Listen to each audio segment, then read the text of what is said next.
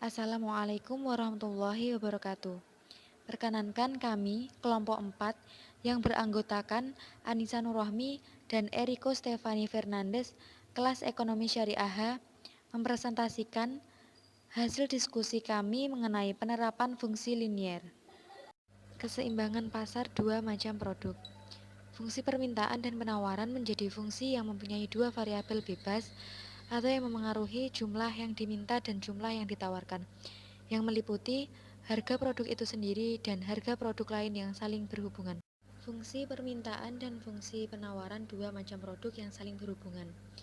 Misalkan ada dua macam produk X dan Y yang saling berhubungan, di mana Hi dx adalah jumlah yang diminta untuk produk X, Hi dy adalah jumlah yang diminta untuk produk Y, Px adalah harga barang X, dan Py adalah harga barang Y, maka fungsi permintaan untuk kedua produk tersebut dapat ditulis menjadi Hi dx sama dengan A0 min A1 Px plus A2 Py, dan Hi dy sama dengan B0 plus B1 Px min B2 Py. Sedangkan fungsi penawaran untuk kedua produk tersebut dapat ditulis menjadi Hi Sx sama dengan min M0 plus M1 Px plus M2 Py, dan Hi Sy sama dengan min N0 plus N1 Px plus N2 Py. Keterangan di mana Hi dx adalah jumlah yang diminta dari produk X, Hi dy adalah jumlah yang diminta dari produk Y, Hi Sx adalah jumlah yang ditawarkan dari produk X, Hi Sy adalah jumlah yang ditawarkan dari produk Y, Px adalah harga produk X, Py adalah harga produk Y, A0, B0, M0, dan N0 adalah konstanta. Dan keseimbangan pasar terjadi jika jumlah yang diminta dari produk X sama dengan jumlah yang ditawarkan dari produk X, atau Hi dx sama dengan Hi Sx, dan jumlah yang diminta dari produk Y sama dengan jumlah yang ditawarkan dari produk Y, atau Hi dy sama dengan Hi Sy. Kemudian masuk pada surplus konsumen, produsen, dan total.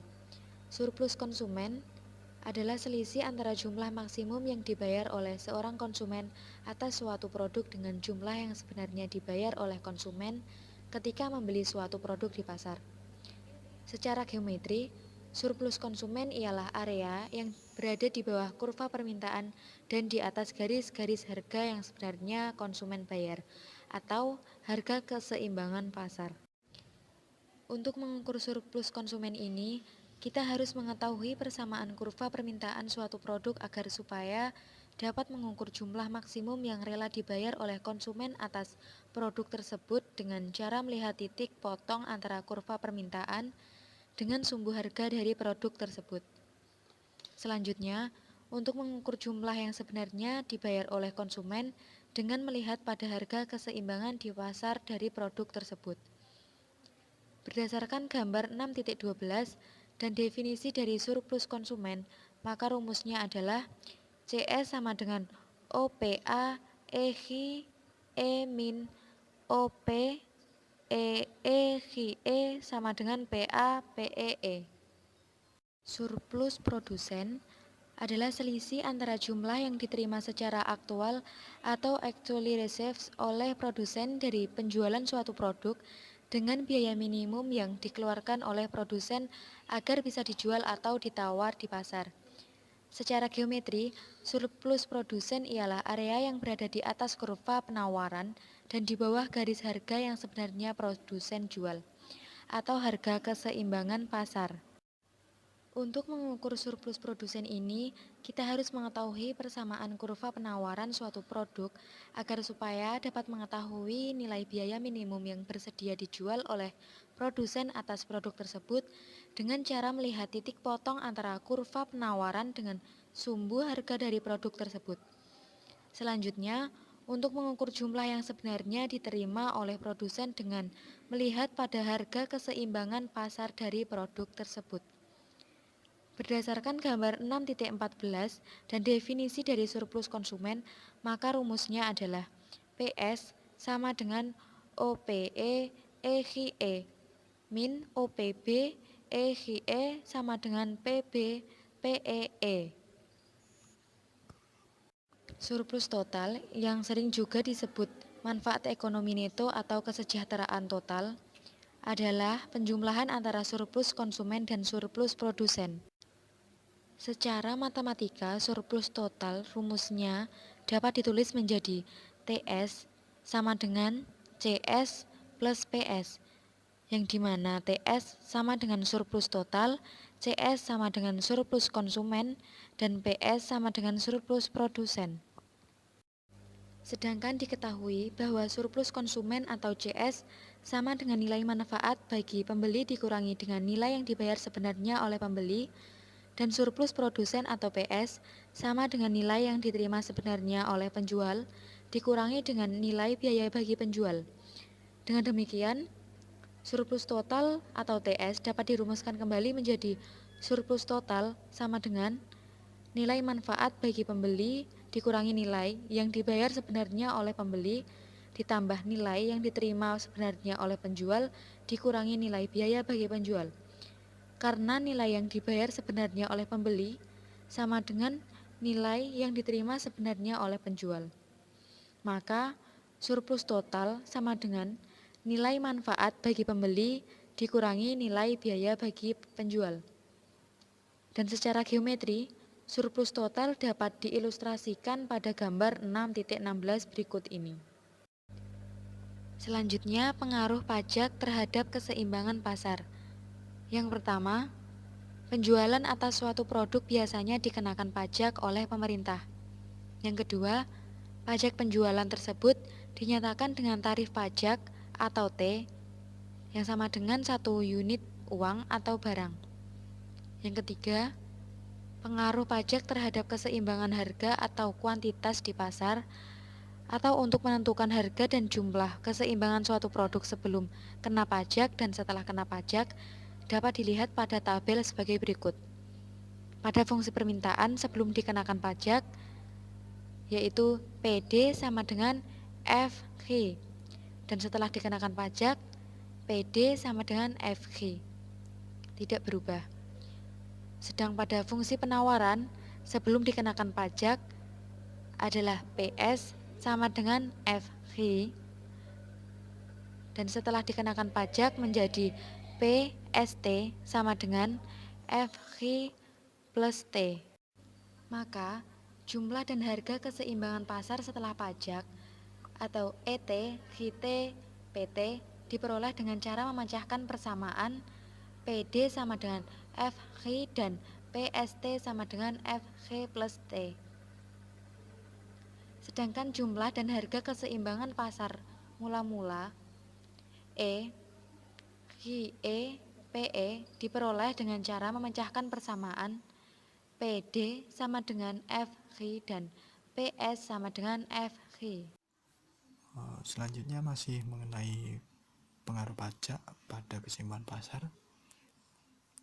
Kalau yang tadi menggunakan bentuk PD sama dengan PS, kalau yang ini menggunakan bentuk GD sama dengan GS. Fungsi permintaannya sendiri untuk bentuk ini adalah GD sama dengan FP. Untuk fungsi penawarannya GS sama dengan FP. Nah, untuk fungsi penawaran setelah pajak ini juga beda dari yang tadi. Di sini fungsi penawarannya adalah GST sama dengan FP min T. Nah, berikut adalah contoh penerapannya. Diketahui fungsi permintaannya adalah GD sama dengan 30 min P dan fungsi penawarannya adalah GS sama dengan 2P min 12 dengan T sama dengan RP9. Kemudian berapakah harga dan jumlah keseimbangan pasar sebelum dan sesudah pajak? Nah, untuk menyelesaikannya menggunakan langkah-langkah sebagai berikut. Nah, syarat keseimbangan pasar tadi adalah GD sama dengan GS. Nah, kemudian fungsi permintaan dan penawaran yang di atas itu dimasukkan ke dalam syarat keseimbangan pasar tadi. Maka 30 min P sama dengan 2P min 12. Kemudian dipindah ruaskan, 30 plus 12 sama dengan 2P plus P. Nah, didapat adalah 42 sama dengan 3P. P adalah 14. Nah, kemudian kita sudah mendapatkan 4P-nya sama dengan 14. Lalu kita substitusikan ke HID sama dengan 30 min P. HID sama dengan 30 min 14. HID sama dengan 16. Nah, karena sudah mendapat P 14 dan H 16, maka seimbangan pasar sebelum pajak adalah 16,14.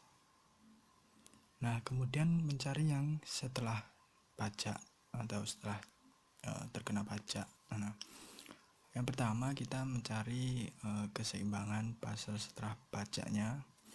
Yang pertama itu yaitu dengan fungsi HST sama dengan 2P min 9 min 12. Kemudian kita jabarkan menjadi 2P min 18 min 12.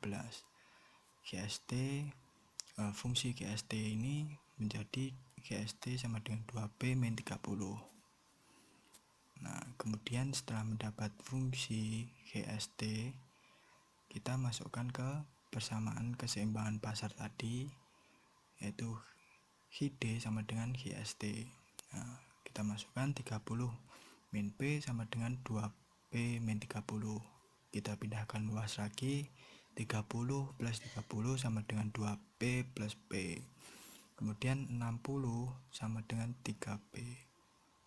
Nah, kita dapat P sama dengan 20. P20 ini kita masukkan substitusi ke HID sama dengan 30 min P. Kita dapat nilai H-nya adalah 10.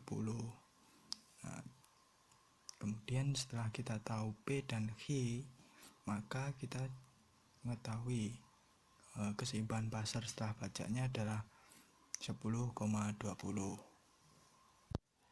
Nah, berikut adalah kurva untuk keseimbangan pasar sebelum dan sesudah pajak dengan menggunakan bentuk HID sama dengan GS.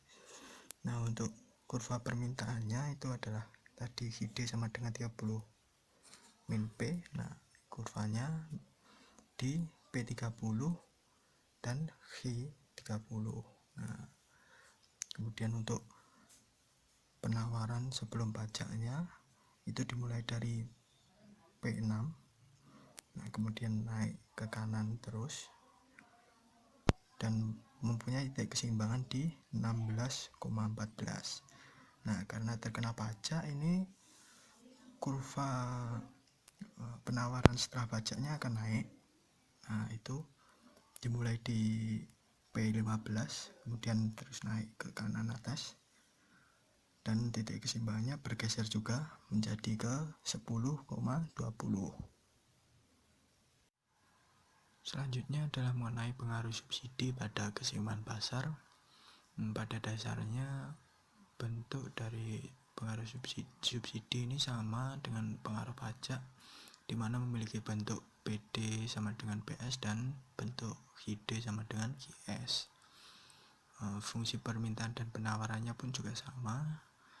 Cuman di sini yang membedakan adalah fungsi penawaran setelah subsidi, di mana untuk bentuk PD sama dengan PS itu rumusnya PSS sama dengan FH min S, dan untuk bentuk HID sama dengan HS, fungsi penawaran setelah subsidinya adalah HSS sama dengan FP plus S. Selanjutnya adalah contoh penerapannya, di mana di sini menggunakan bentuk PD sama dengan PS. Nah, fungsi permintaannya yang diketahui adalah PD sama dengan 15 min H, dan fungsi penawarannya adalah PS sama dengan 0,5 H plus 3 dengan subsidi sebesar 1,5 per unit. Kemudian berapakah harga dan jumlah keseimbangan pasar sebelum dan sesudah subsidi? Nah, untuk penyelesaian masalah ini kita menggunakan syarat keseimbangan pasar adalah PD sama dengan PS. Maka fungsi permintaan dan penawaran tadi dimasukkan ke syarat keseimbangan tadi PD dan PS, yaitu 15 min Xi sama dengan 0,5 Xi plus 3, kemudian pindah ruaskan jadi 15 min 3 sama dengan 0,3 Xi plus Xi, kemudian menjadi 12 sama dengan 1,5 Xi. Kemudian kita mengetahui bahwa Xi sama dengan 8. Kemudian Xi 8 ini kita substitusikan ke PD sama dengan 15 min Xi, dimana kita mendapatkan hasilnya adalah 7. Kita mendapatkan nilai Xi dan P, maka untuk harga dan jumlah keseimbangan pasar sebelum subsidi adalah 8,7. Setelah mengetahui keseimbangan pasar sebelum subsidi, maka selanjutnya adalah mencari keseimbangan pasar setelah subsidi. Langkah pertama adalah fungsi penawaran sebelum subsidinya adalah PS sama dengan 0,5 Xi plus 3. Lalu kemudian kita mencari fungsi penawaran setelah subsidi, di mana PSS sama dengan F Xi min S. Kemudian PSS sama dengan 0,5 Xi plus 3 min 1,5. Fungsi penawaran setelah subsidinya diketahui adalah PSS sama dengan 0,5 Xi plus 1,5. Nah, setelah mengetahui fungsi penawaran setelah subsidi dan sebelum subsidi, kita masukkan ke syarat tadi PD sama dengan PS, maka menjadi 15 min Xi sama dengan 0,5 Xi plus 1,5. Kemudian pindah ruas menjadi min 1,5 Xi sama dengan min 13,5. Didapat adalah Xi sama dengan 9. Kemudian nilai Xi kita substitusikan pada PD sama dengan 15 min Xi. Kemudian PD didapat nilai 6. Setelah mengetahui nilai Xi dan P, maka untuk keseimbangan pasar setelah subsidi adalah 9,6. Nah, untuk yang ini adalah kurva dari keseimbangan pasar sebelum dan sesudah subsidi. Nah, untuk kurva permintaannya itu adalah tadi PD sama dengan 15 min Xi. Nah, kurvanya dimulai dari P15 sampai Xi15. Nah, kemudian untuk yang kurva penawaran sebelum subsidi itu dimulai dari 3 terus ke kanan atas, dimana dengan titik keseimbangannya adalah 8,7. Kemudian karena sudah disubsidi, kurvanya menjadi turun, dimulai di 1,5 terus ke kanan atas, dan titik keseimbangannya juga bergeser menjadi 9,6. Kemudian selanjutnya untuk mengetahui berapa sih subsidi total yang dikeluarkan pemerintah, kita menggunakan rumus S besar sama dengan S kecil kali Xi S. Nah, S kecilnya kan tadi sudah diketahui, yaitu 1,5, dimana S kecil itu merupakan subsidi per unitnya.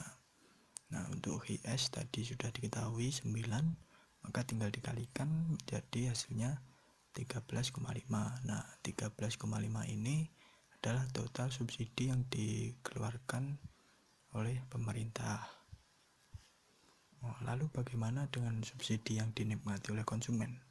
Nah, untuk mengetahui itu rumusnya adalah SC sama dengan PE min PS kali HIS. Nah, untuk PE sendiri adalah harga produk setelah subsidi dan PS adalah harga keseimbangan pasar. Nah, PE sendiri tadi sudah diketahui yaitu 7 dan PS-nya 6. GS seperti tadi yaitu 9, tinggal 7 kurangi 6 sama dengan 1, dikali 9 hasilnya adalah 9. Nah, 9 ini merupakan subsidi yang dinikmati oleh konsumen. Nah, kemudian untuk mencari subsidi yang dinikmati oleh produsen adalah kita tinggal menggunakan rumus SP sama dengan S min SC. Nah, S ini merupakan total subsidi yang dikeluarkan pemerintah dan dikurangi oleh SC, yaitu subsidi yang dinikmati oleh konsumen. Nah, kita masukkan SP sama dengan 13,5 min 9 sama dengan 4,5. Nah, 4,5 ini subsidi yang dinikmati oleh produsen.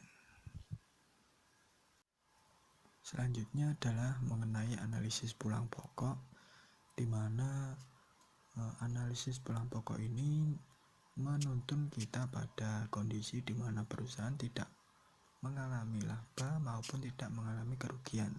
Nah, titik pulang pokok ini terjadi apabila penerimaan total dan biaya total itu sama besarnya.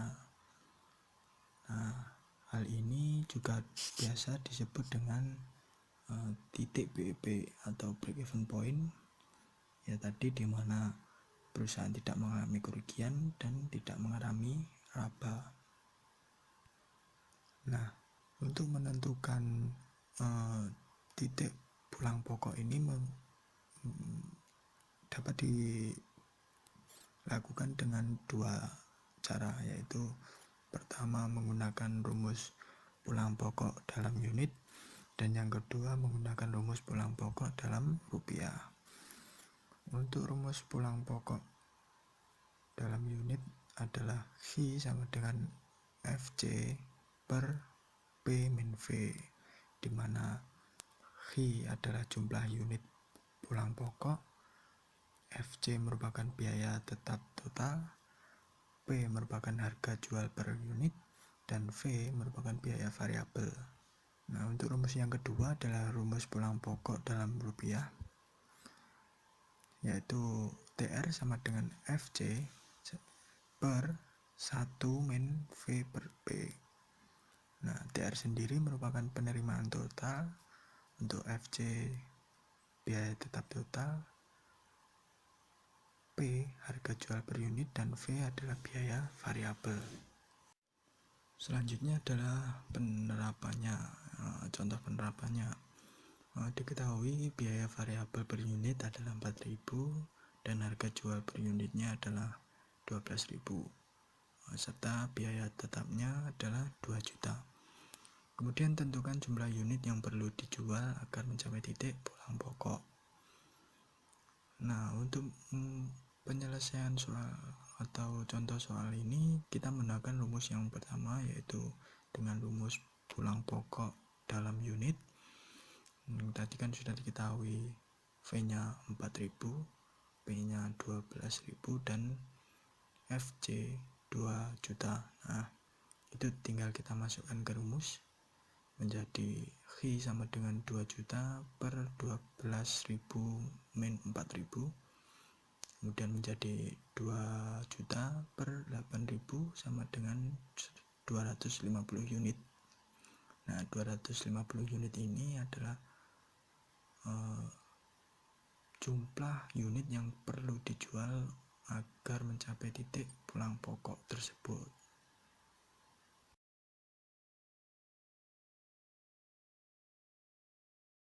Sekian presentasi dari kelompok kami. Apabila ada salah dan kurangnya kami mohon maaf. Wassalamualaikum warahmatullahi wabarakatuh.